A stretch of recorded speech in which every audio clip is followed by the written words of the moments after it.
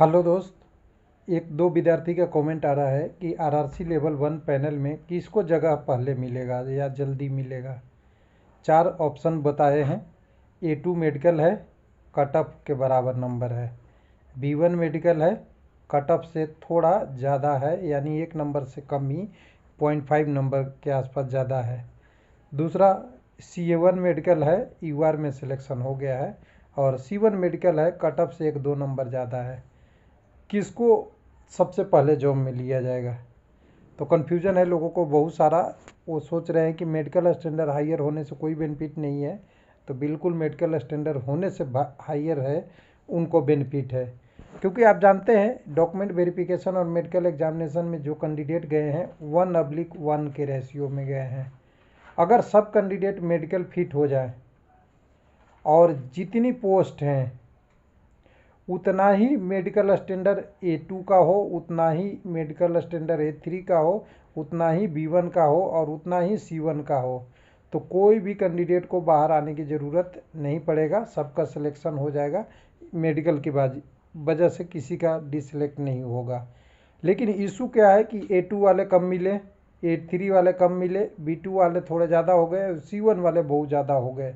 यही तो दिक्कत है, और यही दिक्कत है जिसका असर कट ऑफ पे पड़ेगा, और कट ऑफ क्या पैनल में सिलेक्शन पे दिक्कत पड़ेगा। तो यहाँ पे 4 मेडिकल की हमने बात किया है, 4 ही मेडिकल है यहाँ पे।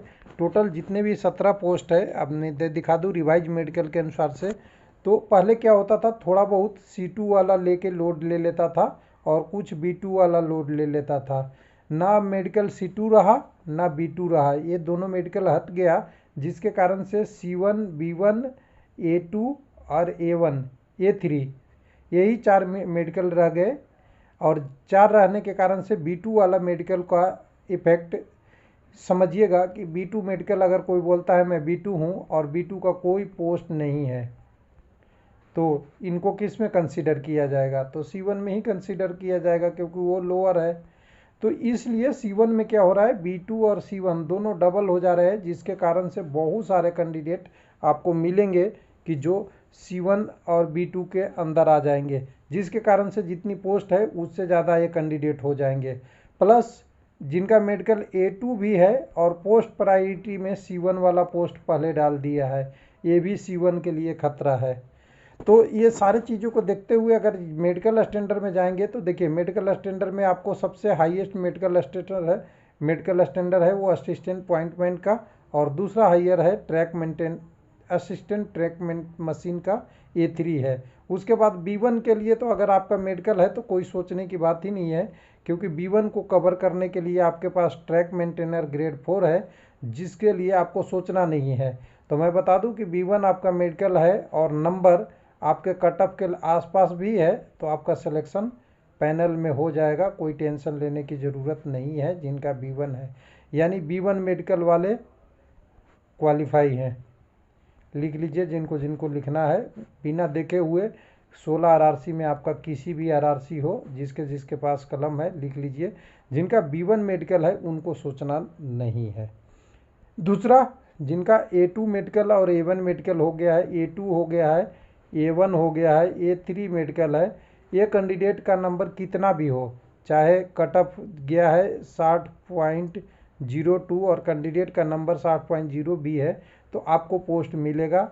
कोई किसी से पूछने की ज़रूरत नहीं है, फाइनल हो गए। अब इशू बढ़ता है B1, B2 मेडिकल और C1 मेडिकल, दोनों अब बराबर हो गए, क्योंकि B2 के बाद कोई पोस्ट ही नहीं है और C1 वाला पोस्ट है। तो B2 और C1 वाले मेडिकल वाले पोस्ट का डिपेंड करेगा कि कितने लोग पोस्ट प्रायोरिटी में भरे हैं ऊपर से, जिनका नंबर ज़्यादा है। अगर वो कम भरे हैं तो आपके आरआरबी में आपको बेनिफिट मिलेगा, अगर वो ज़्यादा भर दिए तो आपको डिपेंड करेगा कि उनके कैंडिडेटों का कितना डिपेंड है। और उसके बाद यूआर वाले कैंडिडेट कितने हैं जो ऊपर हैं, जिनका यूआर में सिलेक्शन हो गया है, चाहे ओबीसी की हो, चाहे एससी के हो, चाहे एसटी के हो, चाहे ईडब्ल्यूएस के कैंडिडेट हो या जनरल के कैंडिडेट हो, सब मिला के अगर अनरिजर्व में आ गए हैं और उनको अगर सबसे पहले पोस्ट दिया जाएगा, तब बचे हुए कम्युनिटी को दिया जाएगा। ध्यान रखिएगा, क्योंकि इनका नंबर ज़्यादा है, इसलिए ज़्यादा नंबर को बेनिफिट मिलेगा। और अगर रेफरेंस लेना है तो NFR का नोटिस पढ़ लीजिएगा। वहाँ क्लियर लिखा हुआ है कि सबसे पहले जो कैंडिडेट ऊपर में है UR में कैंडिडेटचर रखते हैं, ज़्यादा नंबर लाए हैं, उनको फर्स्ट बेनिफिट मिलेगा कि उनकी फर्स्ट प्रायोरिटी ही दे दिया जाए। अगर फर्स्ट प्रायोरिटी नहीं मिला है तो सेकंड तक दे दिया जाए। और जब बच्चे सीट वो कम्युनिटी को मिले, OBC SC ST EWS जो भी कम्युनिटी का है, क्योंकि इनका नंबर UR से कम है। यानी सबसे ज़्यादा सिंपल सी प्रश्न में बोले, जो प्रश्न आपका था वो प्रश्न सीधा यहीं से क्लियर होता है कि अगर आपका A2 मेडिकल है और कट ऑफ के बराबर भी नंबर है तो कोई इशू नहीं है, आपका एक पोस्ट आपका पैनल में इंतज़ार कर रहा है। B1 भी है और कट ऑफ से 0.5 भी है तब भी आपको जगह मिलेगा। C1 है और UR में सिलेक्शन है तब भी आपको लगभग 99.9% चांस है कि मिल जाएगा। रेयर केस छोड़ दीजिए, कई जगह अपवाद भी होता है कि बहुत ज़्यादा C1 वाले भर दिए, UR वाले ही सर C1 भर दिए तब दिक्कत है, नहीं तो मिल जाएगा। लेकिन C1 मेडिकल है और नंबर से 1-2 कम ज़्यादा है तो ये लॉटरी है आपके लिए। ये डिपेंड करता है कि ऊपर वाले कितने लोग पोस्ट प्रायोरिटी में अपने C1 मेडिकल वाले पोस्ट भर रखे हैं। यानी सिंपल सी बात कहें तो ये डिपेंड करेगा आपकी सिस्टम में, जो कह सकते हैं कि एक को अलर्ट हो गया, एक बच गए, एक को अलर्ट हो गया, 2 बच गए, इस तरह से काउंट होगा।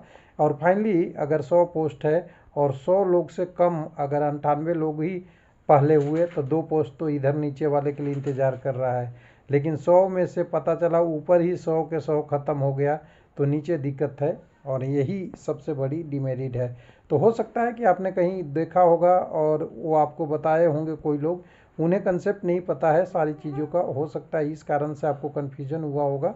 लेकिन कंसेप्ट क्लियर है, हायर नंबर और हायर मेडिकल स्टैंडर्ड उनको सोचना नहीं है किसी भी तरीके से। कोई भी RRC 16 का हो, उनको एक पोस्ट पैनल में इंतज़ार कर रहा है।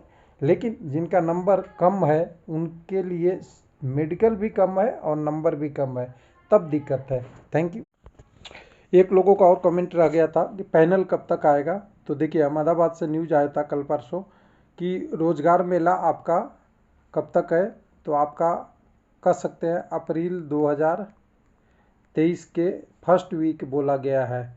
और ये PM का रोजगार मेला है जिसमें आपको ज्वाइनिंग लेटर मिल रही है सभी RRC का जोड़ के। तो इसको आप ध्यान से देखिएगा, रोजगार मेला का अगला जो टेंटेटिव डेट है वो अप्रैल 2023 के फर्स्ट वीक है।